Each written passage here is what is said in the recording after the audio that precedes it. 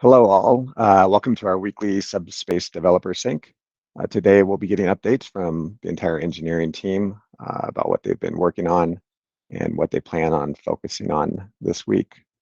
As always, we will start with the core protocol team. Nazar. Hello, guys. Last week there wasn't many updates on the implementation side from me due to the offsite. I did some cleanup on the DSN side, and we had some discussions with Shamil. As to this week, I think we will be launching Gemini 3C, so that will be occupying part of the time, and hopefully starting with new consensus upgrades. That's great. Shamil. Last week, we finally merged our long-awaited full model update for Cadentria. And I also made some improvements for storage side on the Node application. And I started with refactoring for my next task for next step of block importing from the DSM. That's it. Rahul. Yeah, so last week I started looking at the C KCG library performance. This is the C implementation of the KCG API. I found a few things, and I think now we have good handle of where the time is going. I will publish maybe a final report with some final numbers maybe today.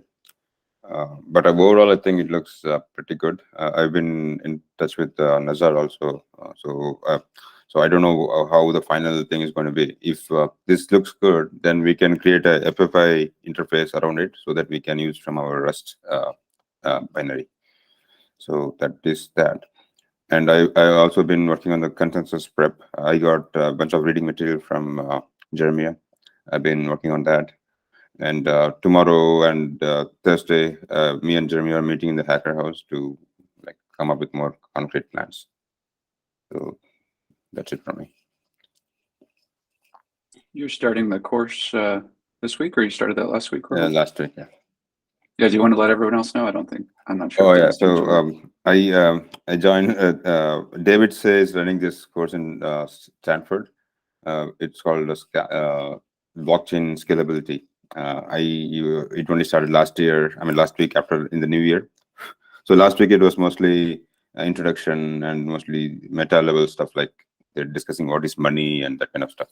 So this week I think they will be getting into more nitty-gritties, like more theoretical and so on. And they also a lot of programming assignments. So it's going to take some time for me to. It's going to take a few hours every week to on that stuff.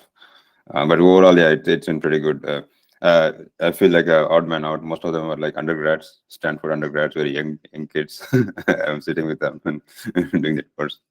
But yeah, I'll share with you guys more as I learn.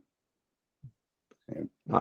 Not odd man out, just the experience in the course, the experienced one. So, all right, let's shift to domains. Lu Chang, how are things coming in?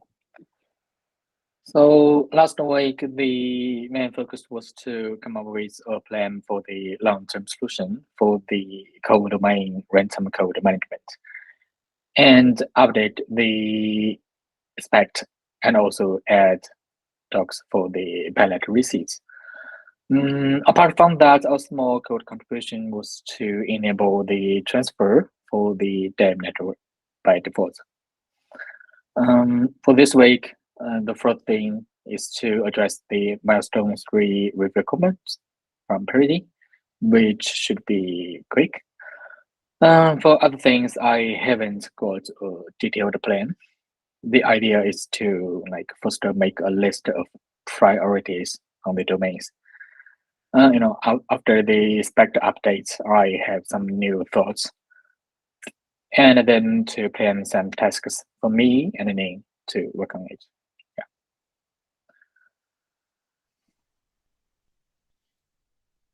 Okay. Ning. Hi. For last week, I mostly working on refactoring on the domain client side, working on the bundle producer and the bundle processor.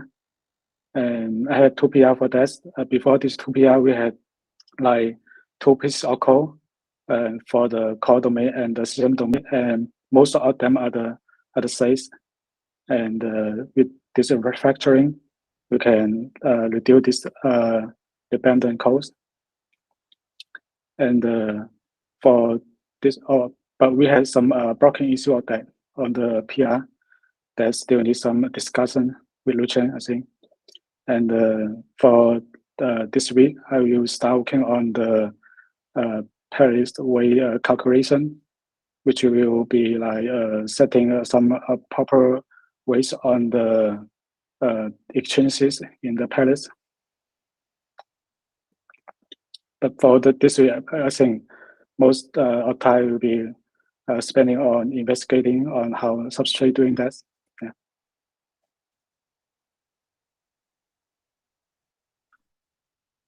Just Great, a note, like on the tasks of main, like I mentioned on the palette weights, right? The benchmarks.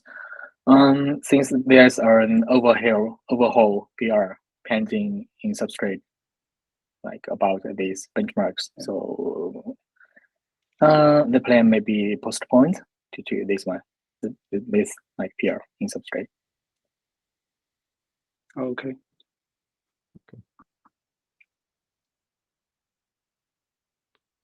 All right. Ved. Hey everyone, was off last week. This week, initially, my plan was to get through the milestone review and get started on the benchmarking, at least for the initial palettes that do not have a lot of code change. The first one would be most likely the messenger and transporter because most of the work is done there. Yushang, let me know if you find any PR that's blocking on the substrate side regarding the benchmarks. I can take a look and see if we need to focus on that or if not. Apart from that, Nazar just mentioned Gemini 3C, a little bit of infra work. We have already done with most of the infra. It should not take more than few hours for us to get a new network started. Maybe a little bit of support there. Yeah, but mostly we'll be focusing on benchmarking for some of the palettes that we worked on. That's pretty much the plan. All right, sounds good. I know I owe you some information, I believe, regarding exits on pallet transporter. So let's talk async maybe later today or tomorrow on that. So, Yep. All right, let's move into product. Serge. Hi. So last week I was working on end-to-end tests for the Block Explorer, and specifically for unit tests on balance updates. I submitted a draft PR, which I wanted to discuss with you, Jeremy. And yeah, so currently, like the most concerning part is setup because it requires a lot of manual steps, like building node from source code and some other stuff. And yeah, apart from that, I identified some UI issues. I created them on GitHub, and I will be working on that next until our next priorities with Block Explorer are clarified. Sounds good. I'll take a look at that PR today. So, thanks. Natasha. Yes, for me, last week I was working on end-to-end tests from the UI side. I completed the work on that and made a PR. Currently, I'm just fixing the GitHub action flow so it tests correctly with each PR for that. And also for this week, I'm gonna focus on working on some of the UI tickets that Serge created, and also trying to clean up a little bit our current CI CD implementation. All right. Ivan. Yeah, so on the SDK side, last week we finally landed the executor support. yeah, apart from that, Ozgun started working on executive support on the CLI side, and we discovered like one bug related to the executive support. So previous version of the SDK required like specifying two separate change specs for one for like one regular change spec, another one for the core domain. It wasn't bundled; they weren't bundled together. So I decided to add that add support to that and relax API on the SDK side a bit. So I landed one pull request to the monorepo, so that can happen.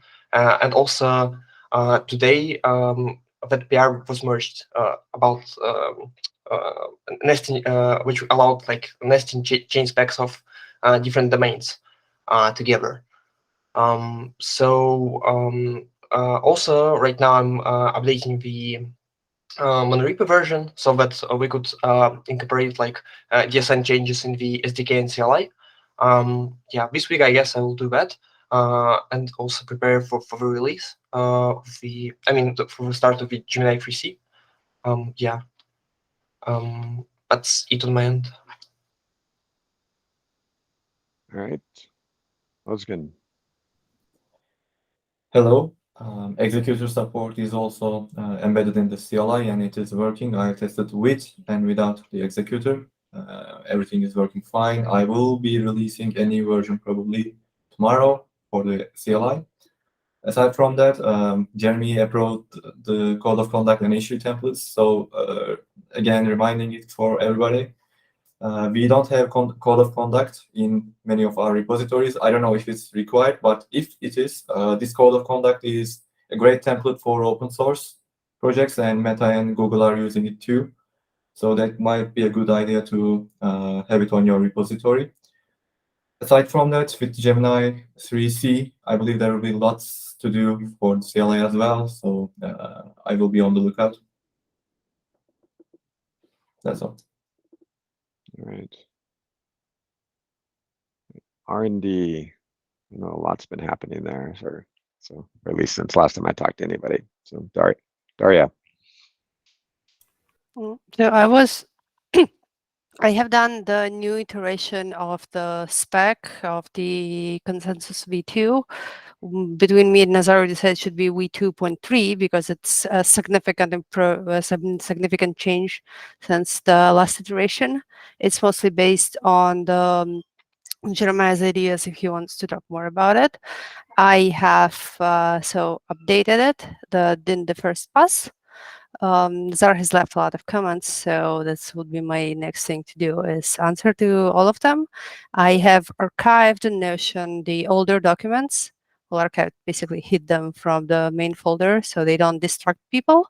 And I have been updating flowcharts and diagrams in Lucid, describing archiving, plotting, consensus, extraction of information, so that it's more clear to everyone knows what's going to be happening.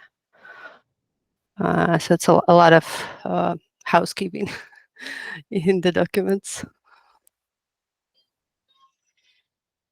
Jeremiah, you have to add research or generally?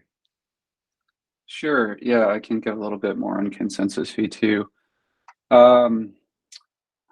Don't have time to go through it right now. I think what we're going to need to do, Daria, is have you prepare a presentation once you have all the diagrams and the specs updated, and have a meeting with the engineering team to go through it with them in more detail, probably an hour and a half to go through it and answer all the questions they have. The short and sweet of it is that it combines erasure coding, or more, I guess more technically, to be technically correct, just a polynomial code, although it's not exactly an erasure code. It's very similar with the Chia proof of space internally, not in the same way Chia does it. It uses it as a primitive, kind of like a memory hard proof of work that doesn't really require much energy, but requires a lot of memory bandwidth. And that allows us to have basically a memory hard encoding scheme combined with a very, very specific kind of audit scheme that can only work with solid state drives. And And while that sounds complex, I can guarantee you it's much simpler than some of the other schemes we were looking at with some pretty heavy duty abstract algebra, matrix multiplication math, which we decided to kind of postpone until maybe a later upgrade. So there's an overview document called Simple Row-Wise Scheme, which is in Consensus v2. If you look at that, it'll give you a high level. Just understand that there's like a lot of, comments and like discussion and debate. So don't expect full clarity from that document. I wouldn't even recommend reading it. I'm just saying if you would like to, that you can go in and see what that is. There's a formal spec Daria has been working on, which is much more clear. We're planning to go into implementation very, very soon for that. And Nazar will be leading that. Chen is still working on some of the R&D, the finer R&D details of that. We'll probably be working with Supranational in the next few weeks on starting to do ASIC design studies for this. Yeah, that's probably all I can say right now. Great. All right. Well, I last week was at the Hacker House with Jeremiah and the rest of the leadership team, having an offsite, which was great time. A lot of good work done. This week, I'll be focusing on catching up, not only from last week, but kind of from the previous weeks as well, that we had quiet, and looking at what the next steps after our offsite are, and starting to work on planning and implementation. So, is there anything else before we end the call here? All right. Well, we'll see everybody next week.